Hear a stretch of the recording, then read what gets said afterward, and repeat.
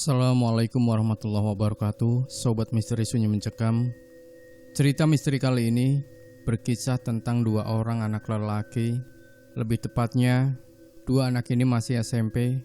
Kalau istilah sekarang boleh dibilang kelas 8. Nah, di sini salah satu dari dua anak ini mengalami kejadian yang tak masuk akal di rumah temannya ini. Kejadian apa yang dialami oleh bocah tersebut? Simak cerita selengkapnya. Sebuah kisah nyata misteri yang berjudul Siapa sebenarnya yang mengajakku ke lantai 3. Saya ingat saat itu saya duduk di bangku SMP saat pertama kali saya mendengar cerita ini dari teman dekat saya, yang mana kejadiannya terjadi pada saat saya menginjak bangku SD, alias pengalaman teman saya ini sudah dia pendam selama kurang lebih 3-4 tahun yang lalu. Teman saya ini panggil saja dia Agung.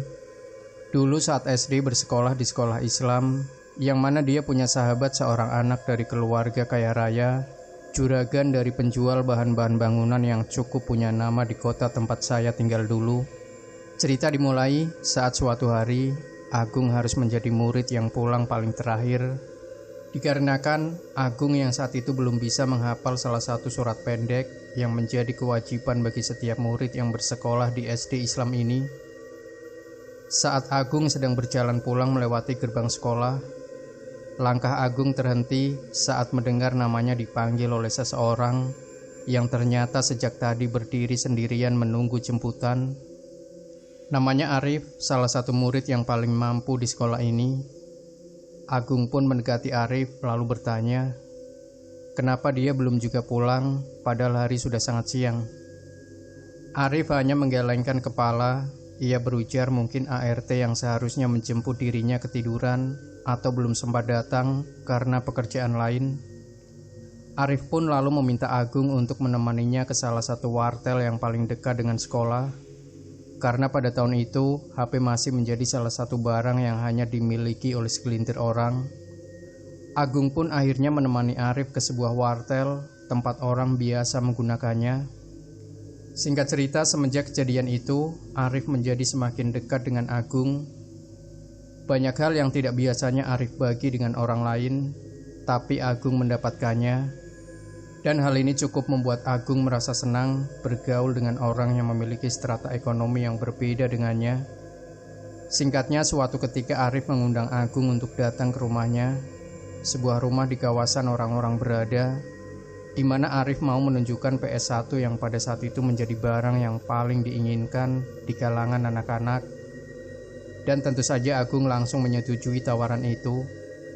Sepulang sekolah, berangkatlah Agung ke rumah Arif menggunakan sepeda butut pemberian ibunya, yang mana ini menjadi kali pertama bagi Agung sendiri untuk mengunjungi rumah Arif yang sudah dikenal luas sebagai pemilik salah satu rumah mewah di sekolahnya itu.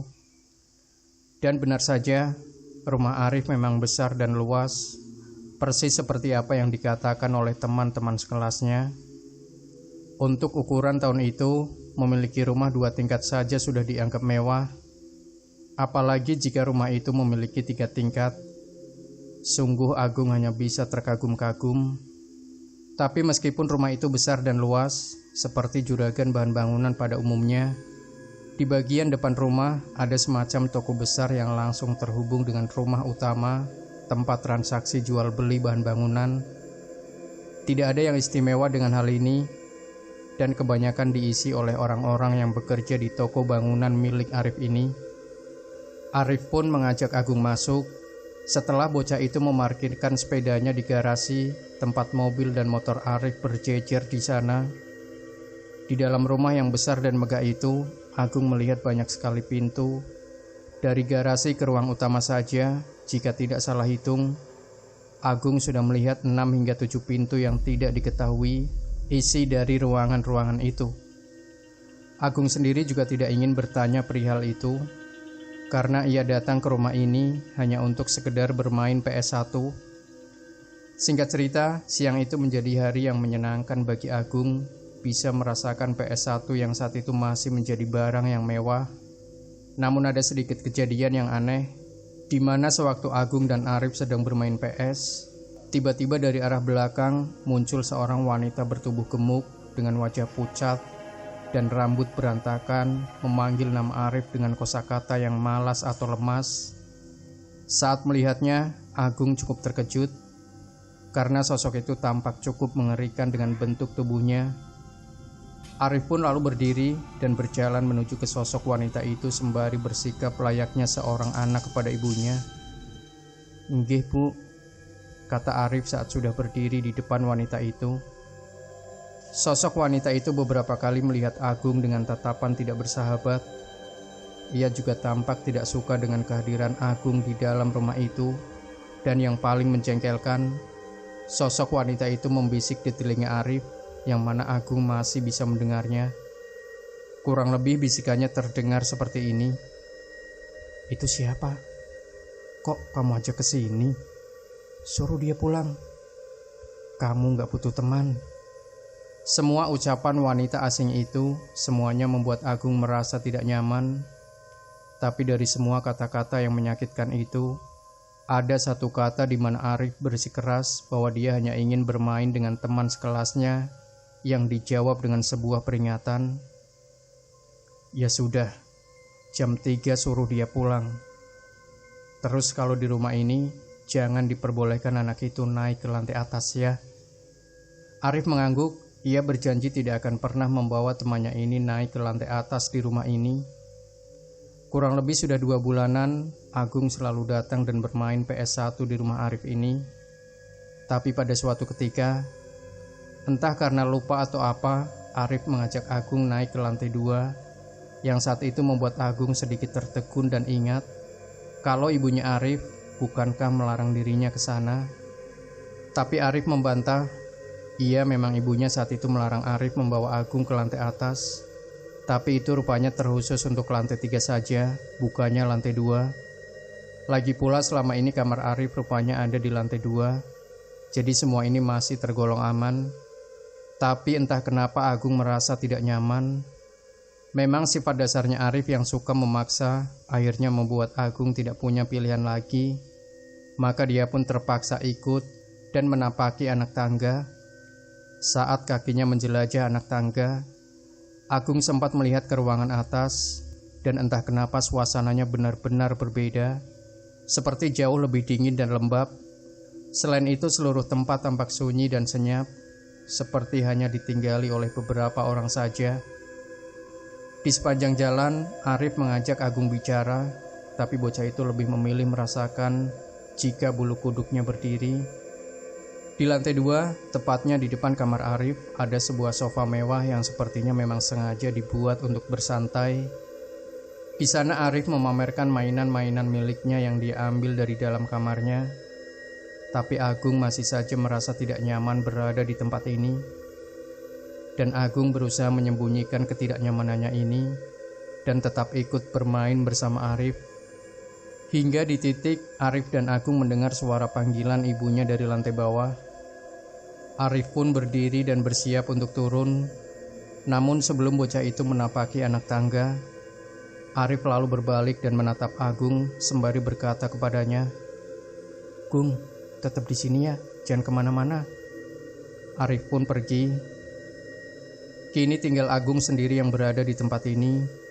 Beberapa kali entah kenapa dia merasa kalau di lantai 2 ini dia tidak sedang sendirian masalahnya. Hawa keberadaan itu tidak bisa dilihat oleh matanya sendiri, bahkan di sudut-sudut kamar. Agung seperti melihat bayangan atau sekedar kepala manusia sedang mengintip dan menatapnya. Sebenarnya Agung sudah berniat untuk turun dan menyusul Arif. Tapi entah kenapa kakinya terasa berat untuk meninggalkan tempat ini. Hingga pada akhirnya, di saat Agung sudah mulai tidak sanggup berada di lantai 2 itu, ia mendengar suara hentakan kaki dari anak tangga. Arif pun tiba. Arif kemudian meminta maaf kepada Agung karena sudah meninggalkan dirinya sendiri di tempat ini, sembari ikut bermain bersama Agung. Di tengah-tengah permainan itu, tiba-tiba Arif bersikap aneh dengan menatap lantai 3 yang otomatis membuat Agung ikut menatap ke sana. Memang dari tempat itu, Agung bisa melihat sudut lantai 3, termasuk pembatas lantai yang terbuat dari kayu jati itu. Agung sempat merasa heran dengan sikap Arif, yang kemudian dia melihat bocah itu berdiri lalu mengatakan pada Agung untuk membawanya ke lantai 3. "Ke atas yuk, di sana ada kandang burung peliharaan ayahku. Burungnya bagus-bagus." Agung sempat terdiam saat mendengarnya, tapi Arif yang saat itu berdiri di hadapannya mengulurkan tangan kepadanya. Agung sebenarnya sempat menolak dan mengingatkan Arif dengan pesan ibunya dulu, tapi Arif berkata kalau tidak ada apa-apa di rumah ini, dan apa yang dikatakan oleh ibunya dulu cuma sekedar peringatan yang biasa. Setelah berbagai alasan, Agung tidak bisa menolak lagi. Ia pun setuju. Maka naiklah Agung dan Arif. Mereka berdua menapaki anak tangga menuju ke lantai 3. Di sana suasana yang sebelumnya dingin dan lembab semakin kentara dan membuat Agung bergidik merinding. "Gak apa-apa, di atas ada kamarnya kakakku." Saat mereka menginjak anak tangga terakhir, apa yang dikatakan Arif rupanya benar. Ada sangkar burung yang sangat besar berisikan burung perkutut yang dilepas di sebuah kurungan dari pagar kawat tempat burung-burung itu bisa berterbangan ke sana kemari. Selain itu, tempat ini juga memiliki banyak kamar yang keseluruhan pintunya tertutup dengan sofa-sofa yang tak kalah lembut dengan sofa di depan kamar Arif tadi. Rupanya rumah ini memang besar dan luas dan memiliki banyak sekali kamar-kamar yang mungkin tidak terhitung jumlahnya. Agung tak henti-hentinya melihat burung-burung perkutut itu. Ia suka melihat bagaimana burung itu bersembunyi di rumah-rumah kayu kecilnya. Ada yang sedang mematuk jagung, ada yang sedang berdiri di dahan ranting buatan. Saat Agung sedang menikmati momen itu, Agung sempat melihat ada satu kamar dengan kaca hitam besar di jendelanya. Dari dalam terpantul cahaya TV yang berarti ada orang di dalamnya. Tahu kalau Agung sedang mengamati tempat itu, Arif pun berkata kalau itu kamar kakaknya. Dia sedang di dalam dan menonton TV. Tak lama berselang, Arif kemudian pamit. Dia mau menggunakan kamar mandi yang ada di sudut di samping kamar kakaknya. Dia bilang kalau perutnya sedang mulas. Agung pun mengangguk dan membiarkan bocah itu ke kamar mandi yang ada di samping kamar kakaknya. Saat Arif sudah meninggalkan tempat Agung tersadar akan sesuatu, di mana dia melihat rupanya jauh di dalam lorong di lantai 3 ini ada satu kamar yang tampak gelap dengan lampu hidup mati yang membuat Agung menjadi penasaran. Ia pun mendekat menuju ke lorong itu. Sekali lagi, saat Agung sedang berjalan, ia melihat kaca hitam tempat kakak Arif sedang menonton TV. Memang Agung tidak bisa melihat dengan jelas kakak Arif karena kaca itu berwarna terlalu gelap. Hanya pantulan cahaya TV yang terlihat dari luar. Agung pun melewatinya. Sementara di lorong tempat Agung menuju, lampu pijar itu masih hidup mati seperti terjadi konslet. Hanya tinggal beberapa langkah saja untuk Agung bisa melihat ruangan di sudut itu, yang rupanya tampak berbeda dengan ruangan-ruangan yang lain, terutama di bagian pintunya. Entah kenapa Agung melihat kalau pintu ruangan itu tampak seperti pintu yang baru saja terbakar, yang mana di pinggir-pinggir bagian terlihat kayu jati yang dipakai sudah menjadi arang. Selain itu, tembok-tembok bercat putih itu dipenuhi jelaga hitam yang menunjukkan kalau ruangan itu memang seperti baru saja terbakar. Namun, Agung yang sudah kadung penasaran terus melihat tempat itu, sampai dia menyadari kalau pintu itu sempat bergerak meskipun hanya sedikit saja. Ya, pintu itu seperti baru saja dibuka pelan dari dalam yang membuat Agung cukup terkejut. Merasa kalau ada yang salah dengan tempat ini, Agung berniat untuk kembali. Bulu kuduknya berdiri dan bocah itu berjalan sangat cepat untuk meninggalkan lorong itu. Untungnya cahaya TV dan suara samar-samar TV dari dalam ruangan kakak Arif bisa membuat Agung sedikit tenang. Sebelum selintas saat melewati sofa-sofa yang ada di sekat seberang ruangan, Agung melihat seseorang, seperti seorang wanita berambut panjang berwarna hitam dan mengenakan gaun putih sedang duduk di sana dan membelakanginya. Agung terdiam sejenak. Ia tidak mengenal siapa wanita ini, tapi Agung tidak berani bertanya. Selain itu ada kejadian aneh lain yang mana Agung merasa burung-burung perkutut yang ada di sana tampak bersikap aneh. Burung-burung itu berterbangan dan berkali-kali menghantamkan tubuhnya ke pagar kawat itu, seolah burung-burung itu ketakutan. Tak berselang lama, mata Agung kembali pada sosok yang ada di sofa itu. Tapi anehnya, sosok itu lenyap, menghilang begitu saja. Membuat Agung tentu saja hanya bisa terdiam sembari berpikir, apakah yang baru saja dia lihat itu nyata? Namun semua tidak berhenti sampai di sini. Agung yang sudah mulai merasa tidak nyaman dengan lantai 3 ini, lalu berjalan mendekati pintu tempat Arif tadi masuk. Ia mengetuk pintu itu sembari memanggil-manggil nama temannya, namun anak itu tak kunjung keluar dari dalam sana. Karena kesal, Agung membuka handle pintu dan menemukan kalau ruangan itu ternyata kosong. Hal ini tentu saja membuat Agung tampak syok. Ia pun mulai melangkah pergi, berniat turun sendirian ke lantai bawah. Tapi baru juga berjalan, tiba-tiba pintu kamar kakak Arif terbuka dengan sendirinya. Di sana suara TV terdengar semakin keras. Merasa ada yang aneh dengan situasi ini, Agung mengurungkan niat untuk turun, lalu berjalan pelan menuju ke ruangan kakak Arif yang baru saja terbuka dengan sendirinya. Dan itu akan menjadi penyesalan terakhirnya, sudah mengambil keputusan itu. Di dalam ruangan yang cukup luas itu, ruangan yang menjadi kamar kakak Arif itu, Agung menemukan sebuah TV yang masih menyala dengan remote di atas meja, lengkap dengan sepasang kaki yang masih mengenakan jin bergelantungan di atas langit-langit lampu. Dan setelah itu Agung berteriak. Arif berkali-kali mengatakan kepada Agung kalau dia tidak pernah mengajak Agung naik ke lantai 3, bahkan ke lantai 2 pun tidak. Sejak tadi pagi Arif pergi bersama bapaknya. Lalu soal kejadian di atas, Arif tidak mau membahasnya karena kedua orang tuanya yang meminta. Agung tidak tahu mana yang benar dan mana yang salah. Dia yakin melihat orang bergelantungan, tapi kata kedua orang tua Arif, Agung salah lihat dan tidak ada apa-apa di lantai 3. Namun sebelum Agung meninggalkan tempat itu, Agung menceritakan hal terakhir ini kepada Arif. Dan bocah itu seperti menyadari sesuatu. Karena tak berselang lama, Arif mengatakannya, "Kamu juga melihat anak perempuan itu? Apa lehernya juga patah?"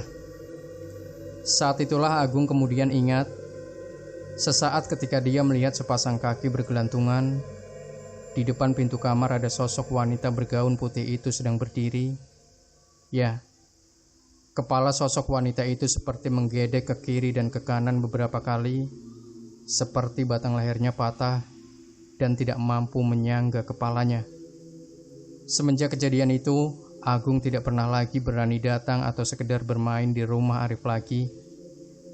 Demikian Sobat Misteri Sunyi Mencekam. Jangan lupa berikan komentar Anda, like, share video ini, subscribe channel Sunyi Mencekam, dan nantikan kembali cerita-cerita misteri terbaru dari kami. Wassalamualaikum warahmatullahi wabarakatuh.